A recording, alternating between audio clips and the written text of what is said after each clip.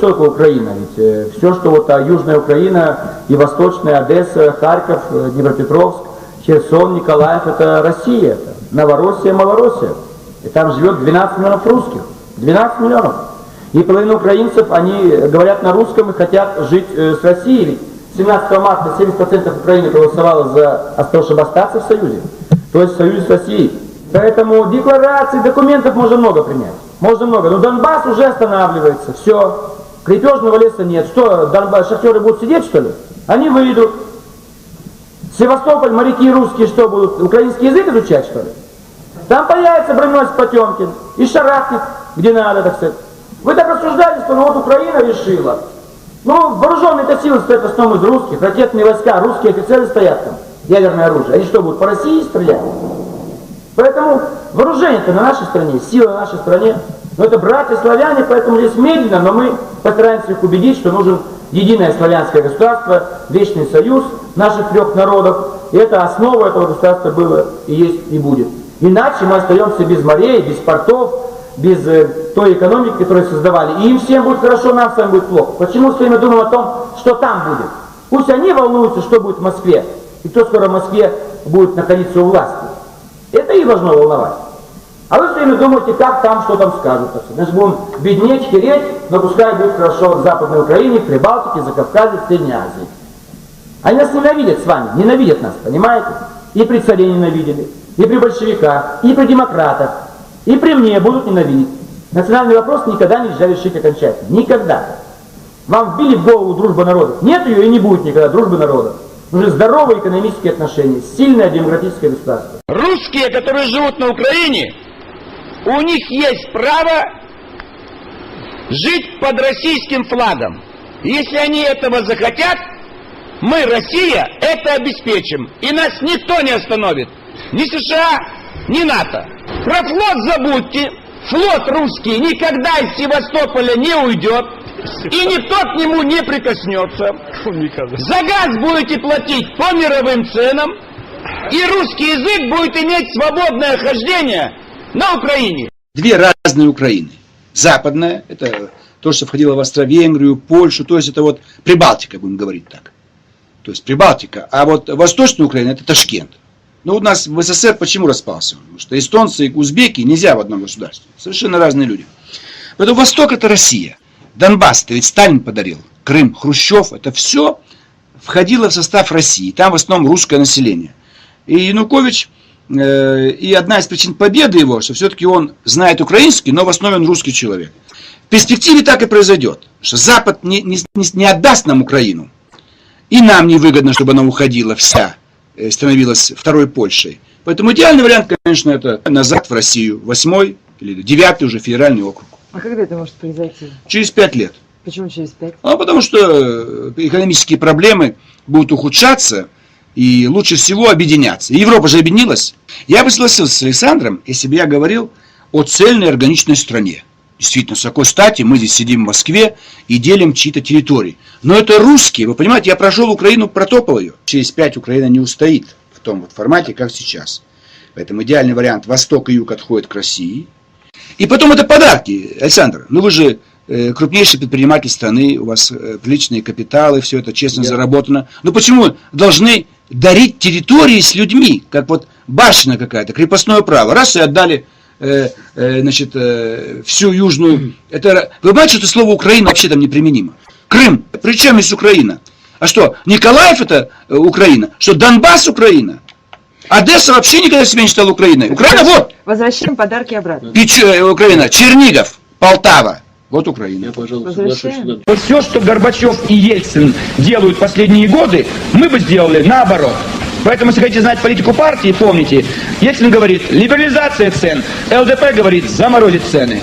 Ельцин говорит признаю Украину, вчера он сказал, а мы говорим не признаем Украину. Вот все делаем, они делают все наоборот. Поэтому всегда четкая позиция, а что бы сделал ЛДП? ЛДП сделала бы наоборот. Конверсия, остановить конверсию.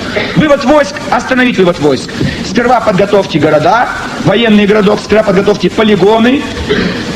Все для армии. Только тогда из готового военного городка в Германии в готовый военный городок в России. И при этом немцы сперва должны рассчитаться. Два депутата пытались нас подтолкнуть целесообразности ратификации, исходя из ложных посылок.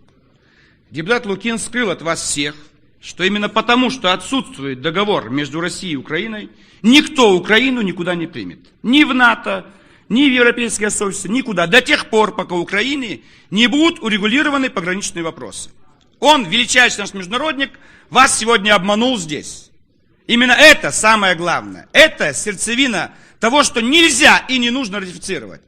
В другом бы месте он бы это доказал. Ему сейчас сидит, ему стыдно, он же все-таки профессионал, потом уже депутат, потом яблоко, потом уже хозяева за океаном. Сперва-то он все-таки понимает, что он обманул вас всех.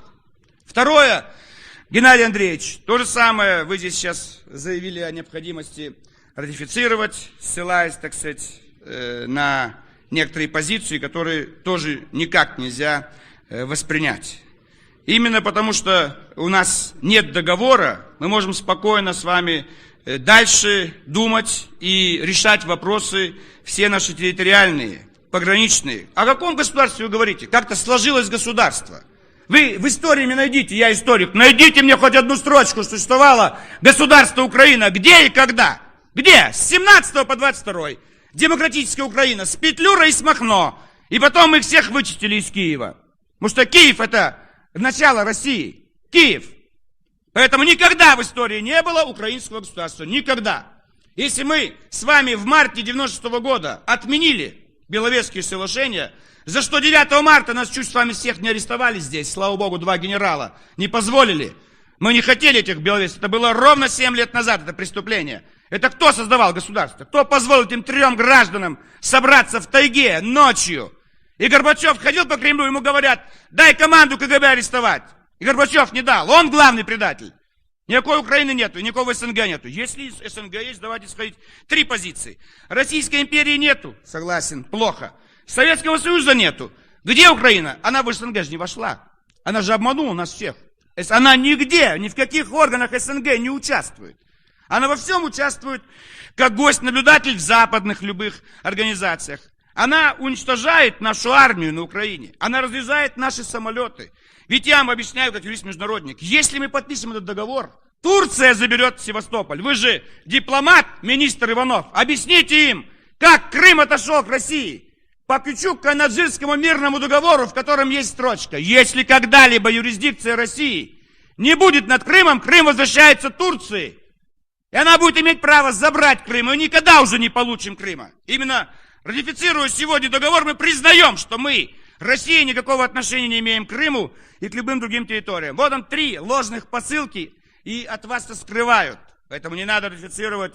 Пройдут годы, вырастет новое поколение. Оно накажет всех и за Беловежские соглашения, и за 91-й, и за 98-й год.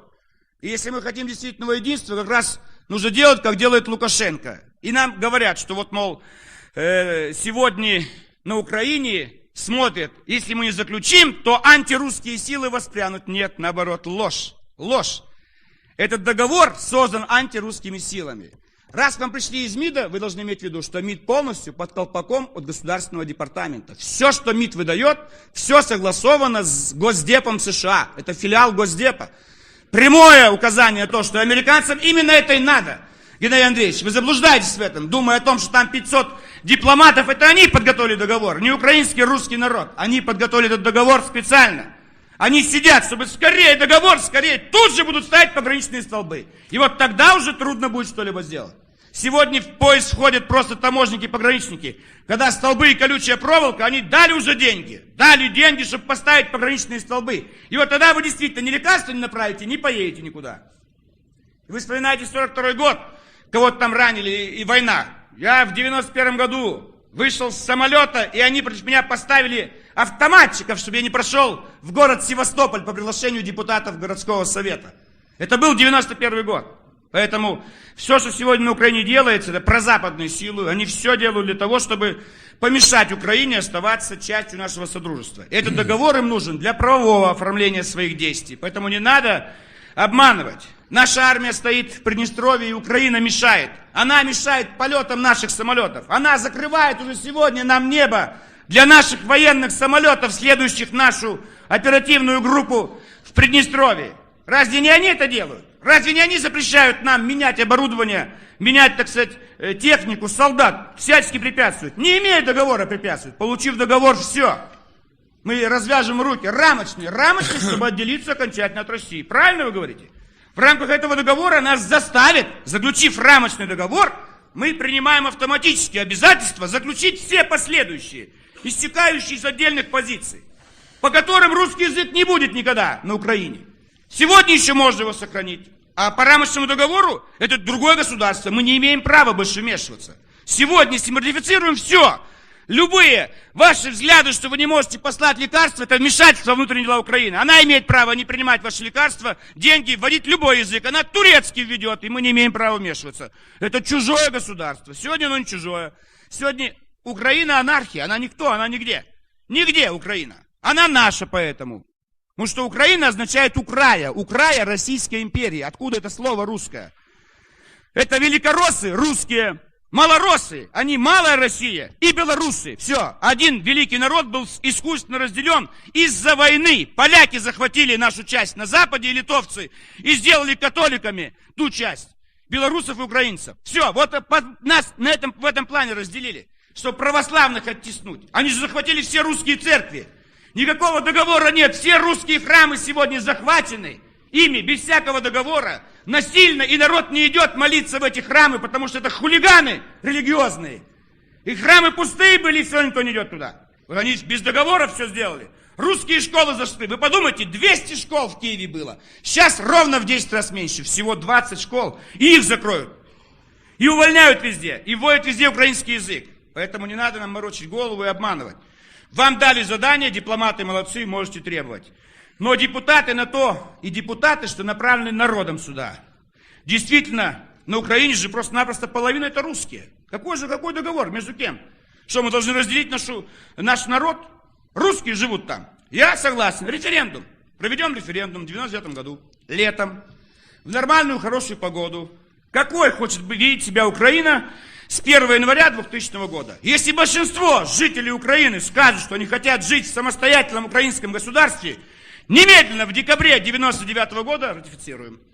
Давайте дадим всего полгода предложить украинскому правительству, депутатам летом 1999 года провести референдум. Я вас заранее говорю, 90% на референдуме выскажутся за проживание в едином государстве с Россией. В едином.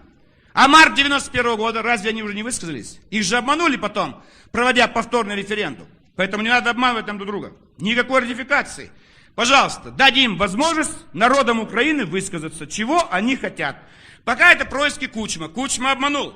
Он шел на выборы с лозунгом «ближе с Россией», что все будет дано для русских и с Россией. Обманул.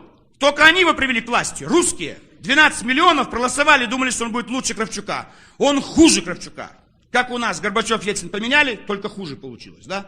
Так и там, Кравчук, Кучма, ничего не изменилось, все в худшую сторону. И экономика, наконец, последняя. Нам, Украина, мы на содержании у нас находится. Ради Бога, станьте независимыми, но вы должны сами себя всем обеспечить. Продолжается эта тактика, политика, когда мы содержим СНГ. И нам Украина должна $1,5 миллиарда. И нам отдает тем, что разрезает наши самолеты. Кстати, нам, отдайте самолеты вы нам должны. И вы их режете. Никто не режет, все хотят купить. Весь мир просит, отдайте Ту-160. Лучшие в мире самолеты. И вот этот братский народ разрезает самолеты. В Николаевске разрезают наши крейсера. Это братский народ делает? Это чиновники проамериканские украинского правительства.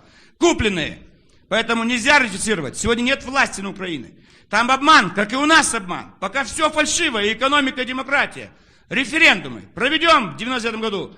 Несколько референдумов, и я вас уверяю, в 2000 году мы создадим большое славянское государство. Если вы, дипломаты, говорите, что надо объединяться, что вы Белоруссии мешаете объединяться? Она стучится вместе с президентом, вы же ничего не делаете. Мы в Кремле подписываем документы, потом ничего не исполняется. Вы же нас обманываете, говорите, подпишем, все пойдет. Вы здесь ссылались на Хельсинский договор, согласен, но по Хельсинскому соглашению послевоенные границы нерушимы. 1975 год Брежнев подписал. И американский президент, 35 президентов подписали. Границы нерушимы. Чьи границы разрушены? Только нашей страны. Только нашей страны. Поэтому все международные договора нарушены только в одностороннем порядке. В отношении СССР нельзя нарушать границы. Вот давайте исходить из положений Хельсинского договора, заключительный акт по безопасности в Европе, заключительный, русское слово, заключительный, все. Мы договорились, что послевоенные границы не... Владимир Вольфович, заканчивайте. И исхожу из этого, из международных договоров, из нашей Конституции, из воли народов. Мы сегодня не должны ратифицировать этот договор через референдум 99 года, ровно через год, в это время, если народ Украины захочет оставаться в том государстве, которое он сегодня имеет, тем более там будет новый президент,